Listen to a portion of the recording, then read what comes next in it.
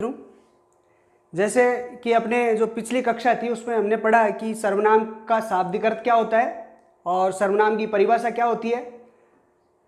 फिर उसके बाद में हमने पढ़ा कि सर्वनाम के भेद कितने होते हैं। तो हमने सर्वनाम के 6 भेद बताए थे। अब इन 6 भेदों का एक एक का व्यक्तिगत रूप से एक एक जो हैं उन सर्वनामों की अपन इंडिविजुअल 1 बाय 1 इनकी स्टडी करेंगे, इनके बारे में जानकारी उपलब्ध करेंगे। और तो देखिए, सर्वनाम का जो पहला भेद होता है उसे कहते हैं पुरुषवाचक सर्वनाम। अब यहाँ जो ये पुरुषवाचक है, यहाँ पुरुष का तात्पर्य पुरुष मर्द से नहीं है, अपितु इसका तात्पर्य होता है कथन, यानी वक्ता के द्वारा कहा गया कथन या श्रोता के द्वारा कहा गया सुना गया कथन या फिर अन्य के लिए जो कहा गया जो कथन है वही क्या होता है, पुरुषवाचक सर्वनाम होता है। तो पुरुषवाचक सर्वनाम का जो है डेफिनेशन क्या है, उसकी परिभाषा क्या है, पुरुषवाचक सर्वनाम कहते हैं किसे, इसके बारे में जरा देखिए, इसकी जानकारी लीजिए कि वक्ता, श्रोता या किसी अन्य के लिए प्रयुक्त किए जाने वाले कथन पुरुष हेतु जिन सर्वनामों का प्रयोग होता है उन्हें पुरुषवाचक सर्वनाम कहते हैं। यानी 3 चीजें हमारे सामने आ गई। एक हो गई वक्ता जो बोलने वाला है, एक हो गया श्रोता जो सुनने वाला है, और एक हो गया वह जो हमारे सामने नहीं है और जिसके विषय में अपन चर्चा कर रहे हैं वह।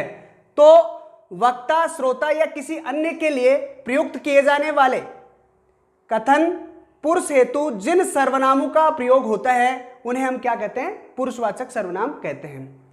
अब ये पुरुषवाचक सर्वनाम कथन के आधार पर 3 प्रकार के होते हैं। एक होते हैं उत्तम पुरुषवाचक सर्वनाम, दूसरे होते हैं मध्यम पुरुषवाचक सर्वनाम और तीसरे होते हैं अन्य पुरुषवाचक सर्वनाम। तो उत्तम का मतलब वक्ता या लेखक, और मध्यम का मतलब श्रोता या पाठक, और अन्य का तात्पर्य हो गया जिसके विषय में अपन चर्चा करते हैं वह अन्य हो गया। तो इस प्रकार से पुरुषवाचक सर्वनाम के 3 भेद हो गए, उत्तम पुरुषवाचक सर्वनाम, मध्यम पुरुषवाचक सर्वनाम और अन्य पुरुषवाचक सर्वनाम। अब देखिए उत्तम पुरुषवाचक सर्वनाम किसे कहते हैं। देखिए उत्तम पुरुषवाचक सर्वनाम क्या होता है, जिन सर्वनामों का प्रयोग बोलने वाला अर्थात वक्ता या लिखने वाला अर्थात लेखक अपने लिए करता है उन्हें हम उत्तम पुरुषवाचक सर्वनाम कहते हैं। यानी इसमें क्या है कि अगर वक्ता और लेखक जिन सर्वनामों का प्रयोग अपने लिए करता है वे सर्वनाम क्या कहलाते हैं, उत्तम पुरुषवाचक सर्वनाम कहलाते हैं। अब उत्तम पुरुषवाचक जो सर्वनाम है उसका एक वचन है मैं और उसी का बहुवचन है हम। तो एक वचन मैं जो है उसके रूप कारकों के हिसाब से किस प्रकार से होंगे, मैं यहां पर मुख्य है, इसके बाद में मैंने जो है इसका हो गया ये कर्ता कारक में हो गया, फिर मुझे जो है वह कर्म कारक में हो गया, और मुझसे जो है वो कर्ण कारक में हो गया, और मेरे लिए तो कर्ता कर्म कर्ण और संप्रदान के लिए हो गया, और फिर मुझसे अपादान से यहां अलग होने का भाव देगा, और ये संबंध में हो गया मेरा मेरी मेरे, और फिर अधिकरण में हो गया मुझ में और मुझ पर। इसी प्रकार से जो उत्तम पुरुष है उसका बहुवचन होता है हम, और ये भी कर्ता से लेकर के अधिकरण कारकों में उसके रूप इस प्रकार से होंगे।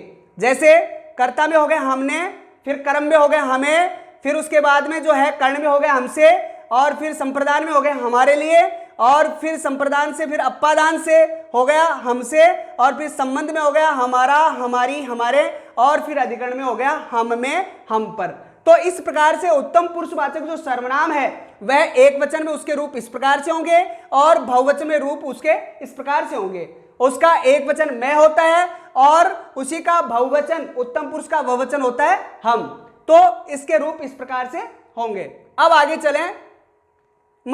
अब देखिए मध्यम पुरुषवाचक सर्वनाम, जो पुरुषवाचक सर्वनाम का दूसरा भेद है वह क्या होगा, उसमें होगा वक्ता या लेखक सुनने वाले श्रोता या पढ़ने वाले पाठक के लिए किए जाने वाले कथन हेतु जिन सर्वनामों का प्रयोग करता है उन्हें हम मध्यम पुरुषवाचक सर्वनाम कहते हैं। यानी वक्ता और लेखक जिन सर्वनामों का प्रयोग श्रोता और जो पढ़ने वाला है पाठक उसके लिए जिन सर्वनामों का प्रयोग किया जाता है वो सर्वनाम मध्यम पुरुषवाचक सर्वनाम कहलाते हैं। अब इसके देखिए एक वचन, एक वचन में मध्यम पुरुष होता है तू और बहुवचन में होता है तुम।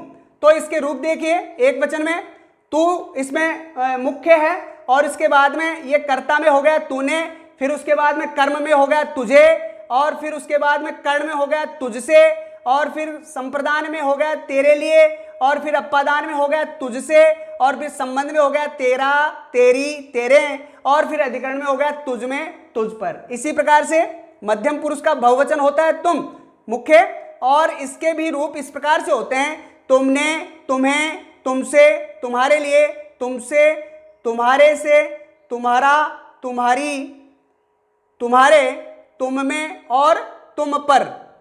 ये इसके बहुवचन के रूप हो गए।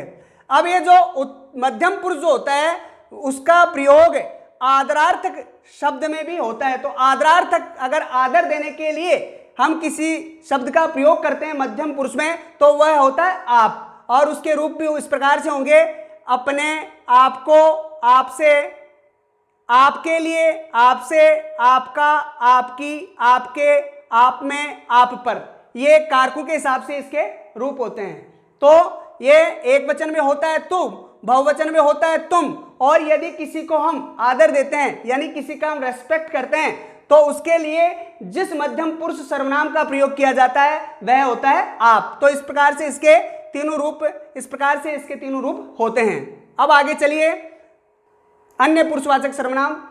पुरुषवाचक सर्वनाम का तीसरा भेद है अन्य पुरुषवाचक सर्वनाम। तो देखिए यहां वक्ता या लेखक, वक्ता एवं श्रोता को छोड़कर किसी अन्य के लिए किए जाने वाले कथन हेतु किया जाता है, उन्हें हम अन्य पुरुषवाचक सर्वनाम कहते हैं। यानी क्या होता है इसमें, वक्ता या लेखक तथा श्रोता या पाठक को छोड़ करके किसी अन्य के लिए जिस सर्वनाम का प्रयोग किया जाता है वह सर्वनाम अन्य पुरुषवाचक सर्वनाम होता है। अब इसका एक वचन रूप देखिए। एक वचन समीप के लिए यह, इसने, इसे, इससे, इसके लिए, इससे, इसका, इसकी, इसके, इसमें, इस पर। और फिर दूसरा इसमें देखिए एक वचन दूरी के लिए, ये जो है अन्य पुरुष का जो सर्वनाम, अन्य पुरुष जो सर्वनाम है वह एक वचन में होता है, यह समीप के लिए, और वही एक वचन में दूरी के लिए यानी कोई दूर है और उसके लिए एक वचन शब्द क्या होंगे, तो वो देखिए आप, वह, उसने, उसे, उससे, उसके लिए, उससे, उसका, उसकी, उसके, उसमें, उस पर। तो ये एक वचन में समीप के लिए ये शब्द हो गए और एक वचन में दूरी के लिए ये शब्द हो गए। आगे इसी में अब देखिए अन्य पुरुषवाचक सर्वनाम जो है उसके बहुवचन में रूप क्या होंगे।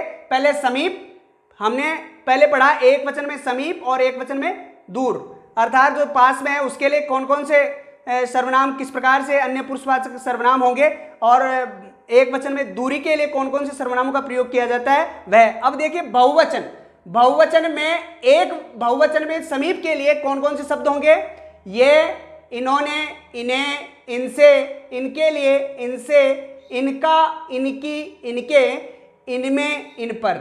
ऐसे ही बहुवचन दूरी, दूरी में क्या होंगे, वे, उन्होंने, उन्हें, उनसे, उनके लिए, उनसे, उनका, उनकी, उनके, उनमें और उन पर। तो ये कारकों के हिसाब से हमने इनके रूप बना दिए। तो ये हो गया एक वचन समीप, एक वचन दूरी, और बहुवचन समीप और बहुवचन दूरी। अब ये जो अन्य पुरुषवाचक जो सर्वनाम होता है ये परिचयात्मक रूप में इसके रूप क्या होंगे। हमने अभी पढ़ा कि आप जो है वह मध्यम पुरुष होता है, यानी आदर के रूप में अगर आपका प्रयोग किया जाता है तो वह मध्यम पुरुष होता है। लेकिन यदि किसी का हम परिचय करवा रहे हैं तो वहां पर आप शब्द अन्य पुरुषवाचक सर्वनाम में तब्दील हो जाएगा। यानी उसमें तो क्या था, मध्यम पुरुष में आपका प्रयोग हमेशा आदर के लिए होता है, लेकिन अन्य पुरुष में आपका प्रयोग परिचय कराने के लिए होता है। तो इसके रूप देखिए, आप, आपने, आपको, आपसे, आपके लिए, आपसे, आपका, आपकी, आपके, आप में, आप पर। ये कारकों के हिसाब से हमने इसके रूप बना दिए। तो अब ये स्पष्ट हो गया। स्पष्ट क्या हुआ कि अन्य पुरुषवाचक जो सर्वनाम होता है वह समीप, एक वचन समीप में यह होता है, और फिर उसके बाद में हमने इसका रूप बनाया कि एक वचन दूरी के लिए वह होता है, और बहुवचन समीप के लिए यह होता है, और बहुवचन दूरी के लिए वे होता है।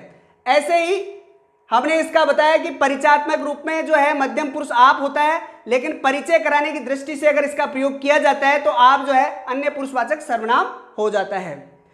अब मित्रों, एक ध्यान देने की बात यह है कि जो अन्य पुरुषवाचक सर्वनाम को ही क्या होता है, प्रथम पुरुषवाचक सर्वनाम के नाम से पुकारा जाता है। अब कई बार क्या कर देते हैं कि प्रथम पुरुष जो है हम उत्तम पुरुष को मान लेते हैं, जबकि उत्तम पुरुष तो उत्तम पुरुष होता है, मध्यम पुरुष मध्यम पुरुष होता है। अब जो प्रथम पुरुष होता है वही अन्य पुरुष होता है, यानी अन्य पुरुष को ही प्रथम पुरुष माना जाता है या प्रथम पुरुष के नाम से पुकारा जाता है। जबकि कई बार गलतियां कर देते हैं बच्चे, छात्र, विद्यार्थी कि प्रथम पुरुष और उत्तम पुरुष को दोनों एक ही मान लेते हैं, जबकि वास्तविकता क्या है कि प्रथम पुरुष जो है वही अन्य पुरुष है और जो अन्य पुरुष है वही प्रथम पुरुष है। तो इस प्रकार से हमने सर्वनाम जो बताए आपको, पुरुषवाचक सर्वनाम के तीनों भेद बता दिए। एक वचन में उसके रूप कैसे होते हैं, बहुवचन में उसके रूप कैसे होते हैं। इसी प्रकार से हमने जो है मध्यम पुरुष बताया, उसके रूप एक वचन में कैसे होते हैं, बहुवचन में कैसे होते हैं, और आदरार्थक रूप में अगर उसका प्रयोग किया जाता है तो उसके रूप कैसे होते हैं। ठीक इसी प्रकार से हमने बताया कि अन्य पुरुष जो है उसका एक वचन क्या होगा, बहुवचन क्या होगा और परिचयात्मक रूप में उसके रूप क्या होंगे। ये हमने आज इस क्लास के अंदर इन बातों की जानकारी यथासंभव आपको अधिकतम आप तक पहुंचाने का प्रयास किया है। अगला जो वीडियो आएगा उसमें हम अगला जो सर्वनाम है उसके बारे में आपको पूरी अधिकतम जानकारी देने का प्रयास किया जाएगा।